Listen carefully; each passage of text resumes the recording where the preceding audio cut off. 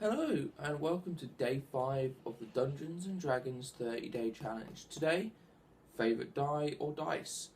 When it says die or dice, I'm not sure what it means, whether it's my favourite dice of my own that I like to use in my favourite dice set, or my favourite die mechanics wise.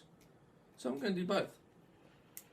Starting with mechanics wise, I think dice is a fairly simple one. It's probably going to have to be everyone's trusty D20, because in all honesty, without this, it's not really Dungeons and Dragons really. I mean, it is, but everything you do relies on this D20. If you want to hit an enemy, you roll a D20. If you want to survive being poisoned, you roll a D20. If you want to jump over that ravine and land and not kill yourself, you need the D20. It's an amazing little dice. I mean, it's pretty much the key of Dungeons and Dragons. Without this, the game wouldn't exist as we know today. In fact, I think the current system we use within it is actually called the D20 system, because of how important the D20 is in it.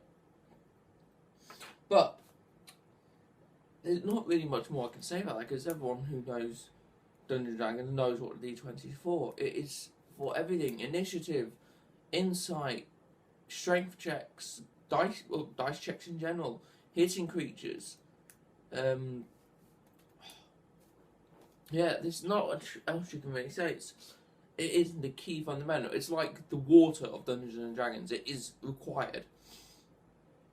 Without D20, you're doing nothing.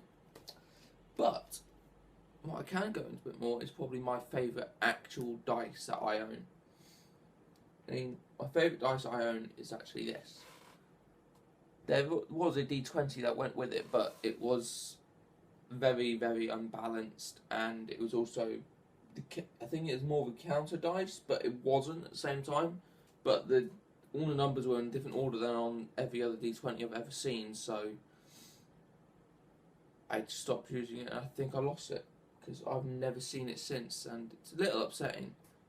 But basically, this is my first ever dice that wasn't a 6-sided dice, along with that D20 I was saying about. Basically, it came in a box about this big, and the box was shaped like Darth Maul's face from Star Wars, and it was basically, I think it was a Star Wars Phantom Menace adventure game, but you use like D20 and obviously D10 to do it.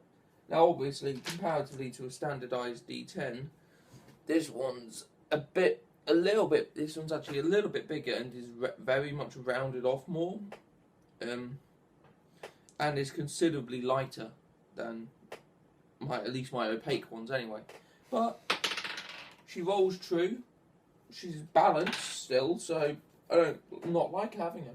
She is a trusty one, and that's about it for my favourite dice. But I mean, dice themselves, I have loads. I've got white sets, I've got ivory sets, and these are just obviously full standards, because obviously you've got your D8s, you've got your D4s, your D10, wherever they've gone, percentiles, your D12s, your D6, and of course your D20s. Now then, this is my personal set I use at the moment.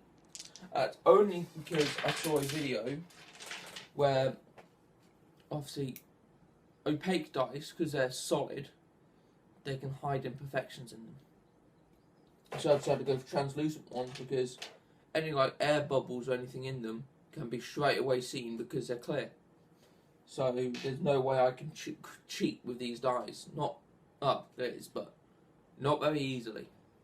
And I like having that bit more faith in it, because it allows me to feel my players can trust me more behind the screen.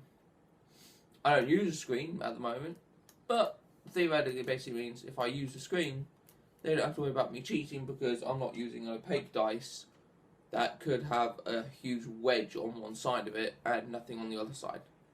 Because most of these are actually hollow with a filling in them, I believe, Well, the filling's built up and then coated and then coated, and obviously the coating can settle wrong, and then whichever side's been stamped for one could be other. I'm very lucky, most of mine are balanced. I've done a saline check, but that's it.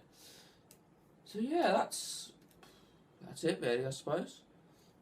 So until tomorrow, which is day 6 and will be my favourite deity. Bye.